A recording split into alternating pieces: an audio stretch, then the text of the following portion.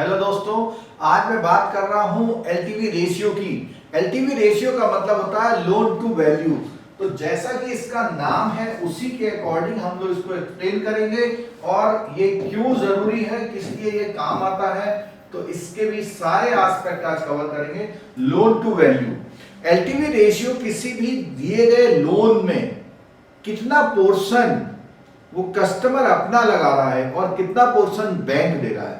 तो LTV ratio होता है बैंक अपना कितना पोर्शन दे रहा है। तो इसके लिए क्या है, देखिए आप जब भी लोन करते हैं तो अगर बोरोवर अपना स्टेक ज्यादा लगाता है, इसका मतलब ये हुआ कि बोरोवर का पैसा अगर ज्यादा लगा है तो उसके लोन के आने के चांसेस भी बढ़ जाएंगे। लेकिन हम ऐसा भी नहीं कर सकते कि हम कोई लोन दे हाउसिंग लोन का 1 करोड़ का और उससे बोले कि 60 लाख आप लगाओ 40 लाख हम दे देंगे। वो कहेगा 40 लाख भी मैं कहीं से अरेंज कर लूंगा, रहने दो मैं लोन नहीं देता। यानी कि लोन टू वैल्यू का सीधा सीधा संबंध कि रिस्क के कैटेगरी को डिफाइन करने से होता है, यानी उसमें कितना रिस्क हो सकता है। और इसके लिए बेसल के जो नॉर्म्स हैं उसमें अभी कोरोना की वजह से कुछ रिलैक्सेशन आया हुआ है और वो आया हुआ है इंडिविजुअल हाउसिंग लोन्स पे। उसमें बात करते हैं जेआईबी, सीआईबी और जो बेसल के बारे में जानना चाहते हैं उनके लिए बहुत इंपॉर्टेंट पॉइंट है। तो सबसे पहले हम समझते हैं कि लोन टू वैल्यू क्या होता है। तो लोन टू वैल्यू की बात है, ये हम लोन टू वैल्यू लिख दिया है, लेकिन मैं इसमें एग्जांपल के तौर पर आपको बताता हूं। यहां पर 2 एग्जांपल दिए हुए हैं और पहले एग्जांपल में लोन गिवन 62 लाख है और दूसरे एग्जांपल में लोन गिवन 480 लाख है। कॉस्ट ऑफ एसेट पहले वाले में 100 लाख का, यहां पर मैं केस नंबर 1 और केस नंबर 2 और ये जो फिगर है वो लैक्स में है, ये वाली फिगर भी लैक्स में है। ठीक है, अगर हम पहले वाले का केस देखते हैं, जो फर्स्ट वाला केस है, उसका लोन टू वैल्यू रेशियो निकालना चाहते हैं तो हमने 62 लाख का लोन दिया है, 100 लाख का हमारा प्रॉपर्टी है, एसेट है, तो उसके अकॉर्डिंग अगर निकालेंगे तो 62%। बहुत सिंपल सा एग्जांपल हमने 100 लेके कर दिया। अब हम फिगर को थोड़ा चेंज कर देते हैं। यहां लोन गिवन है 480 लाख का और कॉस्ट ऑफ एसेट है 600 लाख की।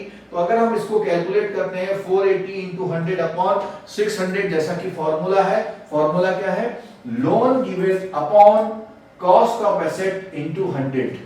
तो यहां देखते हैं 80%। तो ये तो 2 एस्पेक्ट हो गए। तो आप खुद बता सकते हैं कि इसमें से कौन सा वाला केस ऐसा है जिसमें बैंक को कम रिस्क नजर आता है। डेफिनेटली ये वाला है, क्योंकि उससे जो है 38% उससे लगवा लिया।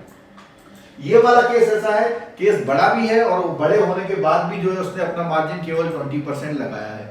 तो यहां से रिस्क को करता है। अब ये रिस्क के लिए कोरोना की वजह से आरबीआई की कुछ गाइडलाइंस आई है इंडिविजुअल हाउसिंग लोन्स में, उसको देख लीजिएगा। जिन लोगों ने पहले से टॉपिक पढ़ा हुआ है उनके लिए इसमें सीखने को बिल्कुल है, क्योंकि जो आपने पहले पढ़ा हुआ था वहां से इसमें कुछ चेंज आ गए हैं। वो क्या चेंज है, इधर देखिए। पहली बात तो ये बात कर रहे हैं इंडिविजुअल हाउसिंग लोन की, ये ध्यान रखिएगा। ये जो हम आपको पॉइंट बता रहे हैं ये इंडिविजुअल हाउसिंग लोन्स के पार्ट हैं। इंडिविजुअल हाउसिंग लोन्स में रेशनलाइजेशन ऑफ रिस्क वेट। तो रिस्क वेट कॉमन सेंस से देखेंगे तो जितना एलटीवी ज्यादा होगा उतना बैंक का रिस्क ज्यादा होगा, यानी मार्जिन कम अगर बोरोवर दे रहा तो रिस्क ज्यादा होगा।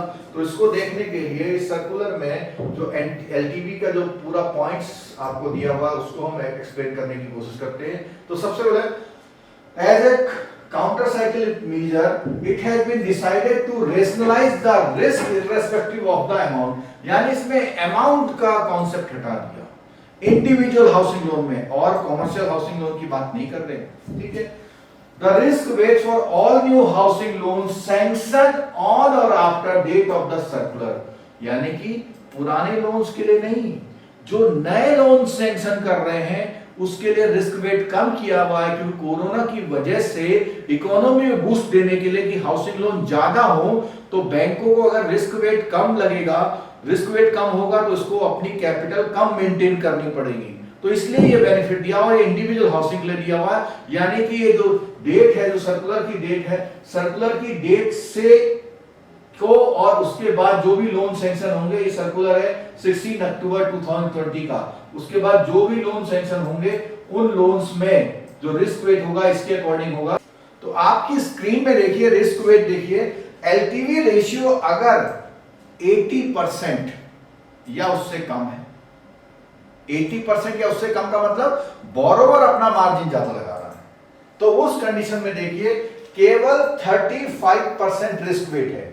और अगर 80 से 90 है, अब इसमें ध्यान रखिएगा यहां पर है 80 और बिलो 80, यहां है अबव 80, यानी 80 लाख से 80% से ज्यादा कोई भी आप लोन दे रहे हैं, लाख नहीं परसेंटेज, तो और वो कहा 90, यहां 90 क्यों रखा हुआ है?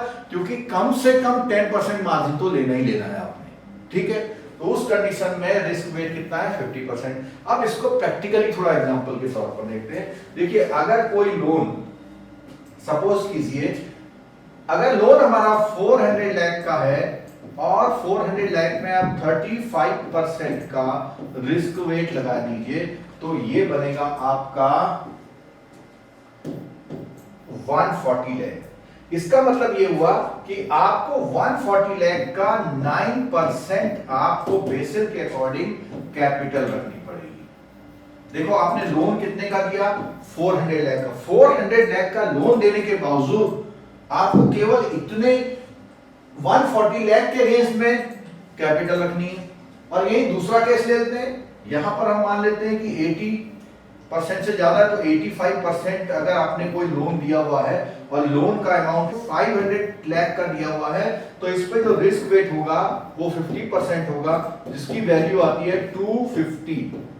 यानी आपको जो परसेंटेज निकालनी होगी 250 पे निकालनी होगी, तो जो कैपिटल की जो अवेलेबिलिटी करनी होगी वो 250 करोड़ पे करनी होगी।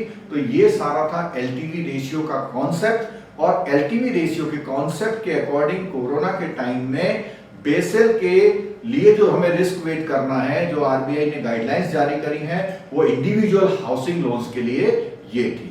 और पूरी डिटेल जो इसकी थी उसके पहले हमारे वीडियो बन चुके हैं कि उसमें डिफरेंट 3 कैटेगरी हुआ करती थी, अमाउंट का भी था, लेकिन इंडिविजुअल हाउसिंग के लिए कोई भी लोन अमाउंट का क्राइटेरिया नहीं है, सीधे सीधे 2% है, एक 35% और एक 50%। 80% तक अगर एलटीवी है, इसका मतलब ये है 80% तक एलटीवी का मतलब ये है कि कस्टमर ने जो अपना वो लगा रखा है, स्टेक लगा रखा है, जो कस्टमर ने अपना स्टेक लगा रखा है वो 20% तक लगा रखा है, और 20% से ज्यादा, तो वो आ जाएगा यहाँ पे 20% या 20% से ज्यादा अगर अपना स्टेक लगाता है तो रिस्क वेट क्या है? 35% है। और अगर 20% से कम लगाता है या एलटीवी रेशियो 80% से ज्यादा है, तो लेकिन 90 से कभी भी ज्यादा नहीं हो सकता, तो उस कंडीशन में रिस्क वेट है 50%। तो आशा करता हूं कि ये जानकारी आपको अच्छी लगी होगी। अगर ये अच्छी लगी है तो हमारे वीडियो को लाइक कीजिए और चैनल को सब्सक्राइब कीजिए, और आने वाले समय में आने वाले जो और भी अच्छे बैंकिंग डेवलपमेंट के वीडियोस हैं वो देखते रहिए और अपने नॉलेज को बढ़ाते रहिए। Thank you very much.